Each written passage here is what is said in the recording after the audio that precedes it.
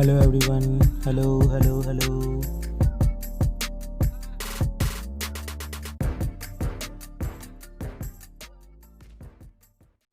Hello everyone, this is Sujit Kumar Jha और इस video में हम लोग क्वेश्चन नंबर 75 को डिस्कशन करने जा रहे हैं।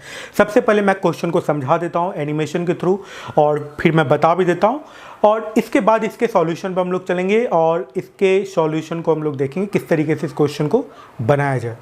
तो सबसे पहले हम लोग देख लेते हैं क्वेश्चन में कहा क्या जा रहा है। कहा जा रहा है कि in the arrangement shown in figure the masses of the ball is eta times, eta का वैल्यू दिया 1.8 मतलब 2 से कम है ना, as greater as the rod. तो इस बॉल का जो मास है ये ईटा टाइम्स है, मीन्स इसका मास यदि m मानते तो इसका मास कितना हो जाएगा, ईटा m हो जाएगा। ये फर्स्ट पॉइंट है, ठीक है। इसके बाद कहा जा रहा है the length of the letter इस रॉड के लिए कहा जा रहा है जिसका लेंथ 100 सेंटीमीटर है। The masses of the pulley and the thread as well as friction are negligible, ना फ्रिक्शन है, ना पुल्ली में मास है, ना थ्रेड में मास है। ओके, सारा कुछ आइडियल है।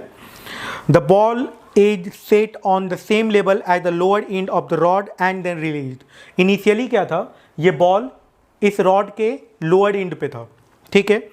How soon will the ball be opposite the upper end of the rod?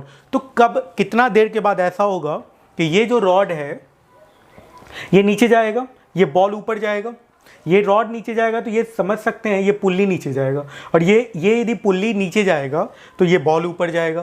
इसका मतलब है यदि मान लेते हैं कि इसका एक्सेलरेशन a1 होता है, इसका एक्सेलरेशन ऊपर का a2 होता है, ओके, तो एक ऐसा सिचुएशन आएगा, अभी तो initial at the moment this system is going to be release, this ball is at lower end of the rod, but after some time when this rod move downward and this ball move upward, and at a moment when this ball reach the upper end of the rod, you have to calculate the moment of time at which this happen. Okay, तो आप समझें इस चीज़ को कि जब इसका acceleration ऊपर हो रहा है, इसका एक्सेलरेशन नीचे हो रहा है, तो ये जो लेंथ ट्रेवल करेगा, ये जो रॉड का जो ये लेंथ ट्रेवल करेगा, ये क्यों करेगा, कैसे करेगा, रिलेटिव एक्सेलरेशन के कारण करेगा, है ना। तो ये जो एक्सेलरेशन a1 है, एक एक्सेलरेशन a2 है, मीन्स रिलेटिव एक्सेलरेशन की यदि बात करें a1 प्लस a2 हो जाएगा, दोनों एक दूसरे के अपोजिट डायरेक्शन में। तो नेट एक्सेलरेशन क्या हो जाएगा, a1 प्लस a2, या रिलेटिव एक्सेलरेशन क्या हो जाएगा, a1 प्लस a2। ये बात आप समझ रहे हैं। जैसे दो ऑब्जेक्ट यदि एक दूसरे के अपोजिट डायरेक्शन में a1 और a2 से मूव कर रहे हो तो रिलेटिव एक्सेलरेशन क्या हो जाता है, a1 प्लस a2। ये रिलेटिव मोशन का इक्वेशन है, a1 प्लस a2 हो जाएगा, ठीक है। और इस रिलेटिव एक्सेलरेशन से ये कितना लेंथ ट्रेवल करेगा, l लेंथ। तो आप समझ सकते हैं कि इससे ये डिस्टेंस l ट्रेवल करना है तो l का वैल्यू क्या हो जाएगा, half a relative into T square, ये हो जाना चाहिए। ये रिलेटिव एक्सेलरेशन के कारण ये लेंथ ट्रेवल करेगा, तो l का वैल्यू हो गया half a relative into T square. Okay, तो यहाँ पे ये आ जाएगा 2l बाई a रिलेटिव का रूट, ये आ जाएगा टाइम का वैल्यू। इतने देर में ऐसा कुछ होगा, यही कैलकुलेट करना था, ठीक है। तो ये तो कुछ बेसिक बातें हो गई। अब यदि इसके डायनेमिक इक्वेशन की बात की जाए तो डायनेमिक इक्वेशन कैसा बनता है ये हम लोग देख लेते हैं, ठीक है। तो देखिए इस स्ट्रिंग में यदि टेंशन T माने, ठीक है ना, इस स्ट्रिंग में टेंशन T माने तो इस स्ट्रिंग में कितना टेंशन हो जाएगा, 2T, इसमें टेंशन 2T हो जाएगा। इस एंड का एक्सेलरेशन ये ग्राउंड से कनेक्टेड है तो इसका एक्सेलरेशन 0 होगा, ठीक है। इसका एक्सेलरेशन a1 है तो ये जो पुल्ली है, ये कितने एक्सेलरेशन से नीचे आएगा, ये एक्सेलरेशन प्लस ये एक्सेलरेशन बाई 2, तो 0 प्लस a1 बाई 2। a1 को यदि a माने तो 0 प्लस a बाई 2, ये पुल्ली नीचे आएगा। आप यदि इस पॉइंट को और भी बेहतर तरीके से समझना चाहते हैं तो कांस्टेंट मोशन का जो थ्योरी का वीडियो अपलोडेड है उसको आप ज़रूर देख लीजिए। आप प्लेलिस्ट में जाइए, वहाँ से कांस्टेंट मोशन का वीडियो अपलोडेड है, वो देख लीजिए। इससे क्या होगा कि आपको वेज कांस्टेंट या स्ट्रिंग कांस्टेंट का क्वेश्चन का कॉन्सेप्ट बहुत अच्छे से क्लियर हो जाएगा, ठीक है ना। अब देखिए यहाँ पे तो रिलेटिव एक्सेलरेशन का जो वैल्यू मिल गया आपको मिल चुका है a1 प्लस a2, और a1 का वैल्यू a हम लोगों ने लिया था और a2 का वैल्यू कितने के बराबर आ गया, a1/2 के बराबर। जिस एक्सेलेरेशन से ये पुल्ली नीचे जाएगा उसी एक्सेलेरेशन से ये बॉल ऊपर जाएगा, क्योंकि ये बॉल और ये पुल्ली डायरेक्ट स्ट्रिंग से कनेक्टेड है, ठीक है ना। तो अब एक्सेलेरेशन तो कैलकुलेट हो गया, तो a रिलेटिव जो हो जाएगा वो हो जाएगा a plus a/2 means 3a/2, और ये a एक्सेलेरेशन किसका है, इस रॉड का एक्सेलेरेशन है। तो यहाँ पे यदि पुट कर दिया जाए तो टाइम का वैल्यू हो जाएगा 2l/3a/2, 3a/2 मीन्स ये एक तरीके से आ गया 4l/3a। यही आपको कैलकुलेट करना था, तो एक्सेलेरेशन इस रॉड का कैलकुलेट कर लीजिए, पुट कर दीजिए, क्वेश्चन बन गया।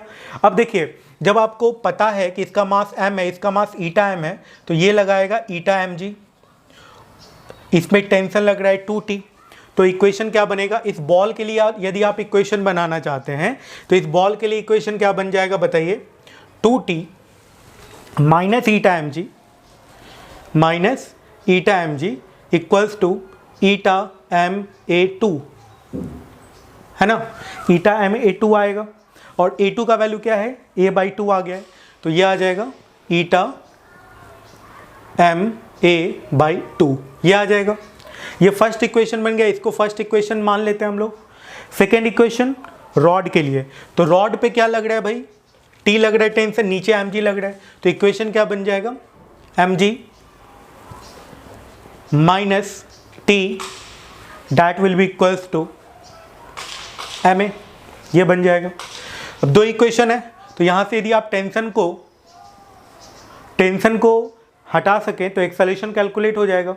तो टेंशन को हटाने के लिए क्या करें, इसमें 2 से मल्टीप्लाई कर दें, तो यह आ जाएगा 2mg minus 2t equal to 2ma, और पहले से क्या आ रखा है बताइए, 2t minus eta mg and that will be equals to कितने के बराबर है, ईटा ma/2। दोनों को जोड़ दे, 2t कट गया, तो यहाँ से mg कॉमन आ गया, 2 माइनस ईटा। देखिए यहाँ पे क्या है कि एक्सेलेरेशन हमने एक्सेलेरेशन इस रॉड का ऊपर, इस रॉड का एक्सेलेरेशन नीचे मान लिया, इस बॉल का एक्सेलेरेशन ऊपर मान लिया है।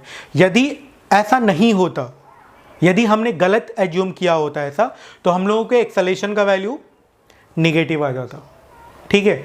तो हम लोगों ने सही एज्यूम किया है, इस कारण से ये पॉजिटिव है, क्योंकि ईटा का वैल्यू 1.8 था, 2 से कम था। मैंने बोला था इनिशियली कि 2 से कम है, इस कारण से ऐसा हुआ है। यदि 2 से ज़्यादा होता तो रॉड जो है, ये जो रॉड है ये ऊपर के डायरेक्शन मूव करता है, ये बॉल नीचे के डायरेक्शन मूव करता है, ये बॉल कभी भी इसके अपर एंड पे नहीं पहुंच सकता था। ये सब कुछ कॉन्सेप्ट है जो आपको समझना होगा, ठीक है। और ये कितने के बराबर आ गया बताइए, ये आ गया ईटा ma/2 प्लस 2ma, ये आ जाएगा। यहाँ से ma को कॉमन कर सकते हैं, m तो पहले से कैंसिल आउट हो जाएगा, ठीक है ना। ये तो 2g into 2 minus eta by, ये कितने के बराबर आ जाएगा, ma कॉमन आ जाएगा, तो यहाँ पे आ जाएगा कितने के बराबर, ईटा प्लस 4, तो यहाँ पे लिख दें ईटा प्लस 4, ठीक है। और ये आ गया एक्सेलेरेशन का वैल्यू। एक्सेलेरेशन का वैल्यू, इस एक्सेलेरेशन का वैल्यू यदि यहाँ पे पुट कर दिया जाए तो टाइम का वैल्यू मिल जाएगा। तो टाइम का वैल्यू कितने के बराबर आ जाएगा बताइए, तो टाइम का वैल्यू आ जाएगा 4l/3 इंटू, एक जगह पे ये पुट कर देंगे, तो एक जगह पे ये यदि आप पुट कीजिएगा तो नीचे यहाँ पे आ जाएगा 2g 2 minus eta, 2g into 2 minus eta by n plus 4, तो ऊपर चला जाएगा ईटा प्लस 4, तो ये 2 से 2 कैंसिल आउट हो गया, और that will be equals to, ये कितने के बराबर आ गया, 2l ईटा प्लस 4 बाई, ये कितने के बराबर आ गया, 3g 2 माइनस ईटा। तो ऐसा कुछ आ गया और इस तरीके से ये क्वेश्चन सॉल्व हो गया। Thank you so much.